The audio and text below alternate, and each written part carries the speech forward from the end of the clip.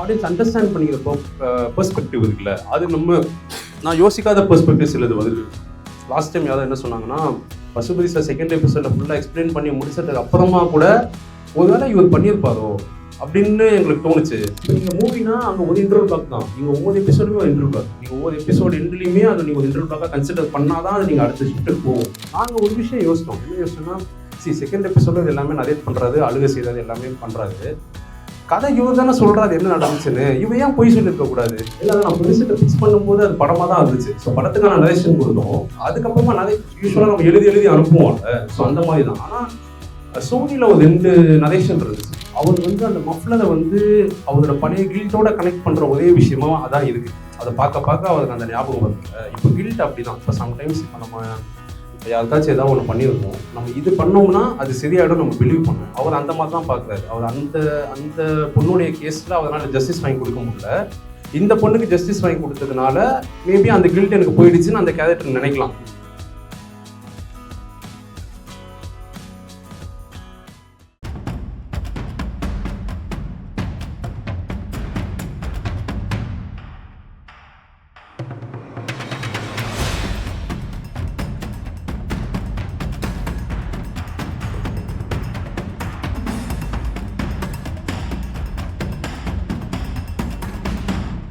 கலை மனிதனாக பிறந்த ஒவ்வொருவனும் அள்ளி அள்ளி பருக வேண்டிய அமிர்தமடாது. சார், இப்போ ஸ்க்ரீன் பிளேன்றப்ப 2 மணி நேரம் நரேட் பண்ணணும். ப்ரொடியூசர்கிட்ட இந்த ஃபுல் ஹோல் இதையும் நரேட் பண்ணீங்களா? நீங்கள் ப்ரொடியூசர்கிட்ட பிச் பண்ணணும். இல்லை, நான் ப்ரொடியூசர்கிட்ட பிச் பண்ணும்போது அது படமாக தான் இருந்துச்சு. ஸோ படத்துக்கான நரேஷன் கொடுத்தோம். அதுக்கப்புறமா யூஸ்வலாக நம்ம எழுதி அனுப்புவோம்ல. ஸோ அந்த மாதிரி தான். ஆனால் சோனியில் ஒரு 2 நரேஷன் இருந்துச்சு. 2மே 7 எபிசோடுமே ஃபுல் நரேஷன். அது 1.5 மணி நேரம் போயிருக்கும். அப்போ நம்ம நரேட் பண்ணி தான் ஆகணும். ஸோ ஆப்வியஸாக அது எல்லாருமே பண்ணுறது தான். ஃபுல்லாமே நரேட் பண்ணிட்டீங்க. ஆமாம், 7 எபிசோட். ஆமாம். எனக்கு அந்த கடைசி ஷாட் ரொம்ப முக்கியமான ஷாட்டாக நான் பார்க்குறேன். ஏன்னா இப்போ அந்த குழந்தைய பற்றின பெர்ஸ்பெக்டிவ் எல்லாருக்குமே இருக்கு. இப்போ பாஸ்கர் அந்த குழந்தைய என்னவா நினைக்கிறாரு, ஆனந்தி என்னவா நினைக்கிறாங்க, எஸ்தர் என்னவா, ராகுல் என்னவா நினைக்கிறான், இப்படின்ட்டுலாம் நம்ம காட்டிட்டோம். அந்த குழந்தை இவங்களை என்னவா நினைக்குதுன்றது இருக்குல்ல. ஸோ அந்த ஃப்ளவரை நான் எப்படி பார்க்குறேன்னா, அவள் மன்னிச்சிட்டா அவங்கள. ஏன்னா அவளுக்கு இவங்க மேலே கோவமே கிடையாது. நீங்கள் ராகுலுக்காக தான் பண்ணீங்க, நான் அண்டர்ஸ்டாண்ட் பண்ணிக்கிறேன் அப்படின்றத நம்ம எப்படி அதை எக்ஸ்பிரஸ் பண்ணுது. ஸோ அந்த ஃப்ளவர் அது ஒரு மெட்டஃபரிக்கலாகவே இருக்கட்டும். அவள் இன்னுமே அந்த ஒரு ப்ளூம் ஆகி வர்றதுன்னு ஒன்று இருக்குல்ல, நான் மன்னிச்சிட்டேன், நான் அவங்க கூட தான் இருக்கேன் அப்படின்னு சொல்கிற மாதிரியான விஷயமா அதை பார்த்தோம். எனக்கு பர்சனலாக எப்படி தோணுச்சுன்னா, நீங்கள் பார்த்ததை க்ரீட் பண்ண மாதிரி இருந்துச்சு. ஓகே, அதை இண்டஸ்ட்ரியில் பண்ணல. இன்னும் நாங்கள் ஒரு வெள்ளை கலர் பூக்காக ரொம்ப தேடணும். அந்த ஊர் ஃபுல்லாக தேடணும். ஒயிட் கலரில் இருந்தால் இன்னும் நல்லா இருக்கும். ஒரு பீஸ் மாதிரி, அது ரெஸ்டின் பீஸ் மாதிரி நான் சொல்லலை. அவளுக்கு ரெஸ்டின் பீஸ் நம்ம கொடுக்க முடியுமான்னு எனக்கு தெரியல. அவன் இவங்களை எப்படி பார்க்குறா, இல்லை அவங்க ஆடியன்ஸ் மூலியமா இப்போ மெர்சிக்கு இந்த விஷயம்லாம் என்னவா தெரியுது அப்படின்றது ஒன்று இருக்குல்ல. ஸோ அவன் அவங்கள மன்னிச்சிட்டான். ஸோ அதனால அது ஒரு ஃப்ளவராக காட்டலாம் அப்படின்னு பண்ணது தான் சார். அதே மாதிரி நீங்கள் சிண்ட்ரலிஸ்ட்டை பற்றி சொன்ன மாதிரி எனக்கும் அந்த நீங்கள் சொன்னீங்களே கதைக்குள்ளே இருந்து ட்விஸ்ட் எக்ஸாஜரேட்டாக ஆகி வரணும் அப்படிங்கிற மாதிரி அந்த படத்துலையுமே ஒர்க்காக இருக்கும். அந்த ரெட் கலரில் அந்த குழந்தை இருந்து கதைக்குள்ளேருந்து சடனு மறுபடியும் அதே பொண்ணு தப்பிச்சிட்டுன்னு நினைப்போம், பட் இறந்துருக்கும். அதே மாதிரி கதைக்குள்ளே இருந்தால் எக்ஸாக்ட் ஆகணும், கரெக்ட். அதே மாதிரி நீங்கள் ரைட் பண்ணதுக்கு அப்புறமா நீங்கள் படம் பண்ணி பார்க்குறப்போ இப்படி ஒன்று இருக்கே, நம்ம கதைக்குள்ள படமாக பண்ணதில் ஒன்று வந்திருக்கே அப்படின்னு ஏதாச்சும் ஒரு மூமெண்ட் இருந்துச்சா, இல்லை எல்லாமே பிளான்டாகவே வந்துருச்சா? இல்லை, இப்போ என்னன்னா ஆடியன்ஸ் அண்டர்ஸ்டாண்ட் பண்ணிக்கிற பெர்ஸ்பெக்டிவ் இருக்குல்ல, அது நான் யோசிக்காத பெர்ஸ்பெக்டிவ் சிலது வருது. லாஸ்ட் டைம் யாரும் என்ன சொன்னாங்கன்னா, பசுபதி சார் செகண்ட் எபிசோட ஃபுல்லாக எக்ஸ்பிளைன் பண்ணி முடிச்சதுக்கு அப்புறமா கூட ஒருவேளை இவர் பண்ணியிருப்பாரோ அப்படின்னு எங்களுக்கு தோணுச்சு. இப்போ அந்த பாஸ்டர் இல்லைன்னு தெரிஞ்சதுக்கு அப்புறமா கூட ஒருவேளை இவராக இருக்குமோ அப்படின்னு எனக்கு தோணுச்சு அப்படின்னு சொன்னாங்க. இன்னும் சில பேர் என்ன சொன்னாங்க, நாங்கள் ஒரு விஷயம் யோசித்தோம். என்ன யோசிச்சோம்னா, செகண்ட் எபிசோட இது எல்லாமே நரேட் பண்ணுறது, அழுக செய்கிறது எல்லாமே பண்ணுறாரு. கதை இவர் தானே சொல்கிறாரு என்ன நடந்துச்சுன்னு, இவன் ஏன் பொய் சொல்லியிருக்கக்கூடாது அப்படின்ற தாட் ஆடியன்ஸ்க்கு மேபி வரலாம் அப்படின்ற மாதிரி நாங்கள் யோசிச்சிருந்தோம். ஆனால் நாங்கள் யோசிக்காத விதங்கள்லேருந்து பல பெர்ஸ்பெக்டிவ்ஸ் வருது. ஸோ அப்படியும் அதை பார்க்கலாம். எனக்கு பர்சனலாக ஒரு அந்த போலீஸ் கேரக்டர் அவர் அந்த பொண்ணு கொடுத்த அந்த காரில் போடுறது அந்த ஏரியில் தூக்கி போடுவார், அது உள்ளே போகும். எனக்கு அந்த ஷாட் பார்க்குறப்போ பர்டிகுலராக எனக்கு பத்திர பஞ்சாலி மைண்டில் ஓடிச்சு சஜித். ஓகே, அதில் ஒரு ஷாட் எனக்கு டக்குன்னு அப்படியே மைண்டுக்குள்ளே வந்துச்சு, வேற ஒரு இன்சிடென்ட். பட் ஆனால் தோணுச்சு, அதுவுமே நீங்கள் சொன்னீங்களா மூவிஸ் பார்த்து. இல்லை அதில் இல்லை எனக்கு பத்திர பஞ்சாலி நிஜமாக ஞாபகம் இல்லை. நீங்கள் எந்த சீன் சொல்கிறீங்கன்னு ஞாபகம் இல்லை. ஓகே, இந்த சீன் பின்னாடி ஒரு இன்ட்ரெஸ்டிங்கான மேட்டர் இருக்குது. நான் பெருசாக எங்கேயுமே சொன்னதில்லை. இப்போ என்னன்னா, அவர் வந்து அந்த மஃப்ளரை வந்து அவரோட பழைய கில்ட்டோட கனெக்ட் பண்ற ஒரே விஷயமா அதான் இருக்கு. அதை பார்க்க அவருக்கு அந்த ஞாபகம் வருதுல்ல. இப்போ கில்ட் அப்படிதான். இப்போ சம்டைம்ஸ் இப்போ நம்ம இப்போ யாருக்காச்சும் ஏதாவது ஒன்று பண்ணியிருக்கோம், நம்ம இது பண்ணோம்னா அது சரியாயிடும் நம்ம பிலீவ் பண்ணுவோம். அவர் அந்த மாதிரி தான் பார்க்குறாரு. அவர் அந்த அந்த பொண்ணுடைய கேஸில் அவரால் ஜஸ்டிஸ் வாங்கி கொடுக்க முடியல.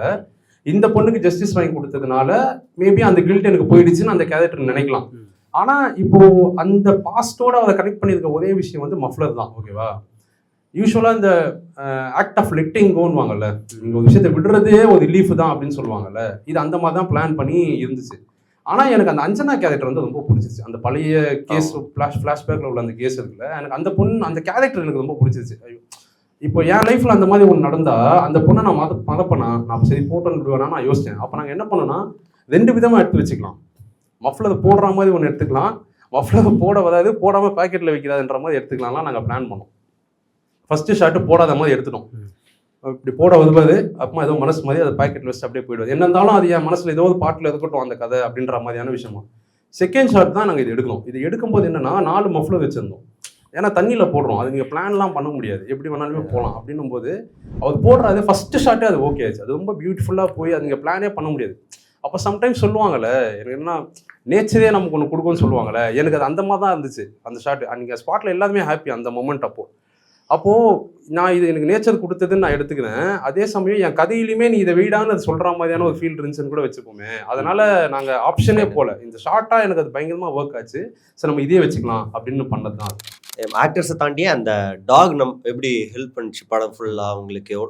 அதுவாகவே ஒரு சிலது பண்ணிடும், கதைக்காக ஒன்று கொடுத்துடல. அந்த மாதிரி அந்த டாகை ஷூட்டில் ஹேண்டில் பண்ணுறது எக்ஸ்பீரியன்ஸ் இல்லை. அது இப்போ டாகுடைய மேட்டர் வந்து எப்பவுமே ரைட்டிங்லேருந்து இருந்துச்சு தான். ஸோ நீங்கள் ஒரு அனிமல்கிட்ட ஒர்க் வாங்குறது வந்து நார்மல் ஆர்டிஸ்ட்டை வாங்குற மாதிரி கிடையாது. ஏன்னா அது கொடுக்கும்போது நீங்கள் எடுத்துக்கணும். நீங்கள் உங்களுக்கு வேணும்னும் போது அது கிடைக்காது. சம்டைம்ஸ் ஒரு சில ஷார்ட்லாம் நைட்டில் ஷூட் பண்ணுறோம், விடிய எடுத்துகிட்டு இருக்கோம், நாங்கள் அந்த டாக் கிட்ட கேட்குறது வரல. ஸோ அதனால் அது அப்படியே. ஸோ அந்த மாதிரி தான் ரொம்ப இன்ட்ரெஸ்டிங்கான ப்ராசஸ் அது. அவங்க கூட ஜாலியாக இருக்கணும், எப்போவுமே அவனை ரொம்ப ஃபன்னாக பார்த்துக்கணும், அவனை பயப்பட மாதிரி பண்ணக்கூடாது. இன்னும் இன்ட்ரெஸ்டிங்கான மேட்டர்லாம் நடந்துச்சு. ஒரு முக்கியமான நேரத்தில் வந்து அவன் பாத் பண்ணல, எங்களுக்கு பண்ணணும். அப்போ அந்த ட்ரெயினர் சொல்கிறாரு, ஒரு நாயை பார்த்தாருன்னா அவர் குலைக்க வாய்ப்பு இருக்குது அப்படின்றதுனால போய் அங்கேருந்து ஒரு நாயை ஒன்று பிடிச்சிட்டு வரும். பிடிச்சிட்டு வந்து பார்த்தா ஒரு ரியாக்ஷன் மாறுது. என்னடா மாறுதுன்னு பார்த்தா அது ஃபீமேல் நாய். இந்த மாதிரியான விஷயங்கள்லாம் நடந்துச்சு நிறைய. ஸோ இன்ட்ரெஸ்டிங்கான மேட்டர். ப்ரொடக்ஷன் எத்தனை நாள் போச்சு? அடுத்து ஓடிடியில் நீங்கள் இந்த படத்தை கொண்டு போகும்போது என்னென்ன சேலஞ்சஸ்லாம் ஃபேஸ் பண்ணீங்க அதை சொன்னாங்க. இல்லை, நம்ம இது ப்ரீ ப்ரொடக்ஷன் போகும்போதே ஓடிடியோட இதில் தான் போகுது. ஸோ நம்ம இங்கே எடுத்துட்டு செல் பண்ணுற மேட்டர் எப்படின்னு எனக்கு தெரியல. ஸோ நம்ம அப்ரூவல்லே நம்ம ஓடிடிக்கு தான் இதை பண்ணுறோம், இந்த சோனிக்கு தான் பண்ணுறோன்ற ஒரு மைண்ட் செட்டில் தான் நம்ம போகிறோம். ரைட்டிங் பீரியட் வந்து 1 year இருந்துச்சு. நம்ம யூஸ்வலாக பிச் பண்ணுவோம், அவங்களுக்கு அது ஓகேனா மும்பைக்கு அனுப்புவாங்க, அவங்க நரேஷன் போவோம், இது நல்லா இருக்குது இதில் ஒர்க் பண்ணுங்க அப்படின்னு அவங்க சொன்னாங்கன்னா டெவலப்மெண்ட் ஒரு ஸ்டேஜ் இருக்குது. அந்த டெவலப்மெண்ட் ஸ்டேஜில் தான் நம்ம வச்சிருக்க கதையை வந்து நம்ம பெருசாக டெவலப் பண்ணுறதுக்கு ஒரு டைமும் நமக்கு அதுக்கான பணமும் கொடுப்பாங்க. ஸோ அந்த பீரியட் வந்து ஒரு 1 year போச்சு. 1 year போயிட்டு அப்புறம் நாங்கள் ரைட்டிங் ஒரு டைம் ஒரு மாதிரி முடியும் போதே நாங்கள் மற்ற விஷயங்களும் கொஞ்சம் யோசிக்க ஆரம்பிச்சிட்டோம். என்ன மாதிரியான ஆர்டிஸ்ட் இருக்கலாம், என்ன மாதிரியான லொகேஷன்ஸ் இருக்கலாம் அப்படின்ற மாதிரிலாம் யோசிக்க ஆரம்பிச்சிட்டோம். ப்ராப்பராக ப்ரீ ப்ரொடக்ஷன் பார்த்தா ஒரு 2 மாதம் இருக்கும், 2-2.5 மாதம் இருக்கும். ரொம்ப கம்மியான டைம் தான். பட் நம்ம ரைட்டிங்கில் நிறைய டைம் இருந்ததுனால அப்போயே கொஞ்சம் நாங்கள் சார்ட் அவுட் பண்ணதுனால கொஞ்சம் ஈஸியாக இருந்துச்சு. ஷூட்டிங் வந்து நாங்கள் செப்டம்பர் 2024 செப்டம்பரில் நாங்கள் ஸ்டார்ட் பண்ணோம். 25 ஜனவரியில் முடிச்சிட்டோம். ஸோ அந்த ஒரு 4-5 மாதத்தில் முடிச்சிட்டோம். அங்கேருந்து ஒரு 6 months 4-5 months போஸ்ட் ப்ரொடக்ஷனும் முடிஞ்சிருச்சு. இந்த இயர் மார்ச்லலாம் இந்த இயர் ஜூலைலலாம் முடிஞ்சு படம் ஃபுல்லாக. அதுக்கப்புறமா அவங்க கிட்ட அவங்க அப்லோட் பண்ணுவாங்க, சில கலெக்ஷன்ஸ் வரும், அந்த மாதிரியான விஷயங்கள். இல்லை, நான் என்ன சஜஸ்ட் பண்ணுவேன்னா, நம்ம ஆன் பேப்பரில் ரெடி பண்ணிட்டு போகிறது தான் என்றைக்குமே பெட்டரும்னு நான் நினைக்கிறேன். நீங்கள் வந்து எந்த ஷாட் போகலாம், எந்த வைடில் போகலாமா, க்ளோஸ்அப்பில் போகலாமா, இல்லை யார் ஸ்டேஜிங்காகவே இந்த சீனில் நீங்கள் லொக்கேஷன் பார்த்தா நீங்கள் ஆளை நிற்க வைக்க முடியும். பட் ஆனால் நீங்கள் ஸ்டேஜிங்காகவே இவர் முன்னாடி இருக்கலாம், அவர் பின்னாடி இருக்கலாம், இந்த கேரக்டருக்கு இப்போது செக்கசவந்த வானம்ல வந்து ஒரு ஷாட் இருக்கும். அங்கே வந்து யாருக்கும் அடிபடுறோம், அவங்க அம்மாவுக்கு அடிபட்டுரும்னு நினைக்கிறேன்.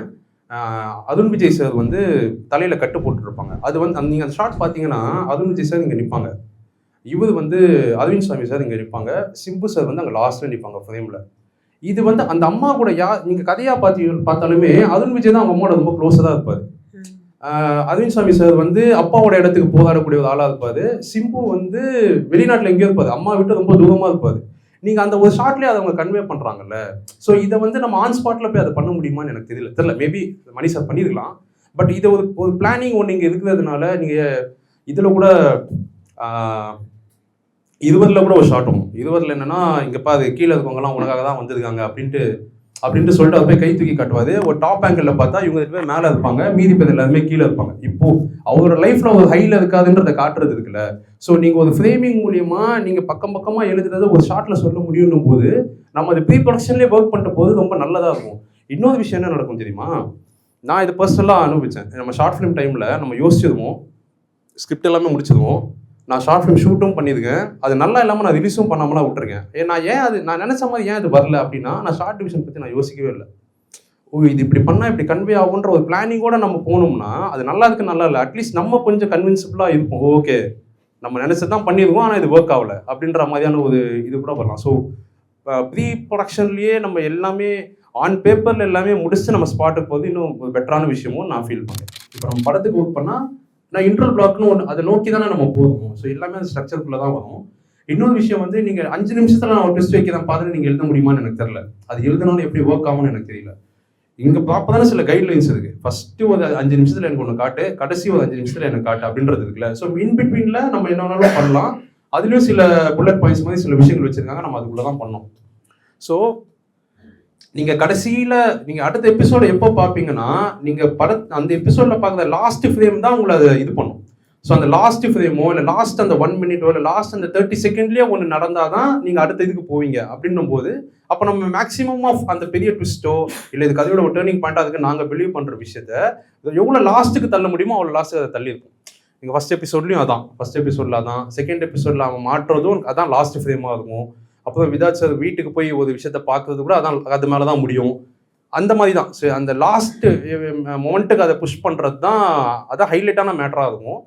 அதுக்கு உள்ள ஸ்க்ரீன் பிளேல அங்கேயும் இங்கே ஷிஃப்ட் ஆகுறது இல்லை சின்ன சின்ன விஷயங்கள் மாறுறது எல்லாமே இன்பிட்வீன் கேப்பில் ஃபில் பண்ணுற மாதிரி இருக்கும். ஒரு பிளானிங் இதுக்குள்ளே இருக்கும் தான், ஒரு ஸ்ட்ரக்சர் இது இருக்குது, அதுக்குள்ளே நம்ம ஒர்க் பண்ணணும்னு நினச்சி தான் ஒர்க் பண்ணுறோம். ஸோ அதுக்கேற்ற மாதிரி தான் வரும். ஏன்னா இது நீங்கள் வந்து மூவிக்கு ஃபஸ்ட்டு இது பண்ணுறதுன்னு சொன்னீங்களா, ஸோ மூவிலேருந்து அது அடுத்து ஓடிடி வெப் சீரிஸாக ஒரு டிரான்ஸ்ஃபர்மேஷன் நடக்கும்போது ஆப்வியஸ்லி அதுக்கு நீங்கள் ஒரு ஃப்ளோவில் எழுதிருந்துருப்பீங்க. அப்போ இது செக்மெண்ட்டாக போகும்போது அந்த இடத்துல இந்த ஒரு ஃபேக்டர் வந்துருக்கும். ஆமாம், இல்லை இப்போ நீங்கள் மூவினா அங்கே ஒரு இன்டர்வல் பிளாக் தான், இங்கே ஒவ்வொரு எபிசோடுமே ஒரு இன்டர்வல் பிளாக். நீங்கள் ஒவ்வொரு எபிசோடு எண்ட்லையுமே அது நீங்கள் ஒரு இன்டர்வல் பிளாக்காக கன்சிடர் பண்ணால் தான் அது நீங்கள் அடுத்த ஷிஃப்ட்டுக்கு போகும். ஸோ இங்கே ஃபார்மேட் அப்படி இருக்குன்னு போது அந்த ஃபார்மேட்டுக்கு ஏற்ற மாதிரி நம்ம ரைட்டிங் அடாப்ட் பண்ணிக்கிறோம். பிரேக்கிங் பேட் எப்படின்னு எனக்கு தெரியல, நான் ரொம்ப லேட்டராக தான் அது டிவிலேருந்து வந்து ஓடிடியில் வந்ததுக்கு அப்புறமா தான் நம்ம பார்த்தேன். ஆனால் கேம் ஆஃப் த்ரோன்ஸ்க்குலாம் வெயிட் பண்ணிருப்பாங்க, எப்படா அடுத்த சீசன் வரும், எப்படா அடுத்த இது வரும்ன்ற மாதிரி. ஸோ அது ஒரு இடங்களில் ஒர்க் ஆகுது, ஒரு இடங்களில் ஒர்க் ஆகல. எனக்கு பர்சனலாக அது ஒர்க் ஆகல. ஏன்னா இப்போ நான் ஒரு சிட்டிங் ஒரு படம் நான் ஒன்று பார்க்குறேன்னா எனக்கு அது உடனே முடிச்சுட்டு வரது தான் ஓகே. நான் இன்னும் ஒரு மாதத்துக்கு அடுத்த இதுக்காக வெயிட் பண்ணி இப்போது நான் 2வது எபிசோட் ஒன்று பார்க்குறேன், சும்மா சொல்கிறேன். அதில் ஒரு பெரிய ஹை பாயிண்ட் ஒன்று இருக்குன்னா நான் அந்த எமோஷனோடவே இன்னொரு எபிசோட் பார்க்க நான் விரும்புகிறேன். இல்லை இப்போ இந்த ஒரு மாதம் எனக்கு என்ன ஆக்கிடுதுன்னா நான் அந்த 1 மந்த்தில் நான் வேறு ஏதாச்சும் ஒன்று பார்த்துருப்பேன், என் மைண்ட் செட் வேறு ஒன்றா மாறி இருக்கும். இல்லை நான் டிவியே பார்க்க முடியாத சுச்சுவேஷன் ஆகிருக்கலாம், வேலை நெருக்கடி இருக்கலாம், மேனேஜர் என்ன ஏதாச்சும் டென்ஷன் பண்ணலாம் ஆஃபீஸில், அந்த மாதிரி எவ்வளவோ இருக்குல்ல.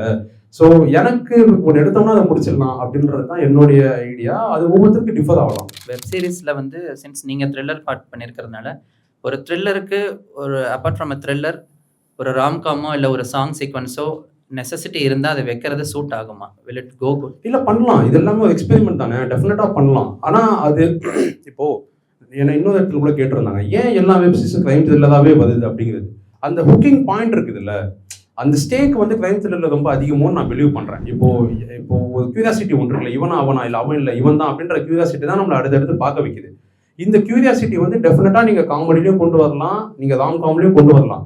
ஆனால் இன் ஜென்ரலாகவே நம்ம அந்த கியூரியாசிட்டி ரொம்ப மற்ற விஷயங்களோட ரொம்ப ஹெவியாக இருக்கிறதுனால, ரொம்ப அதிகமாக இருக்கிறதுனால நம்ம அதை நோக்கி போகணும். ஸோ அதனால தான் அதுதான் இப்போ ஒரு காமெடியான ஒரு இது. இப்போ நீங்கள் ஃப்ரெண்ட்ஸ்லாம் ஒரு ராம் காம் இருக்குது, பழைய ஹாலிவுட்டில் வந்ததெல்லாம், அதெல்லாம் 10 சீசனும் என்னமோ அவ்வளோ 200 எபிசோட்ஸ் மேலே இருக்குது. ஸோ அது எப்படி வேணாலுமே பண்ணலாம். வெப் சீரிஸில் வந்து ரொம்ப பட்ஜெட் அதிகமாக இருக்கிறதுனால ஒரு சேஃபர் ஜோனாக த்ரில்லர் இருக்கோ அப்படின்னு நான் ஃபீல் பண்ணேன். நான் வந்த டைமில் வந்து டைப் பண்ணுறதுக்கு ஆள் இல்லை. ஒரு ஸ்கிரிப்டை ஒரு டெபியூட் டைரக்டருக்கோ யாருக்கோ வந்து கதை இருக்கும், ஆனால் அவருக்கு டைப் பண்ண வராது, இல்லை டைப் பண்ணுறது சோம்பேறித்தனம். இன்னொன்று நீங்கள் ஒரு 100 பக்கம் 150 பக்கம் காசு கொடுத்து ஒருத்தர் டைப் வெளியில் யூஸ்வலாக டைப்பிஸ்ட் இருப்பாங்க, நீங்கள் அவங்ககிட்ட கொடுத்தும் பண்ண முடியாது.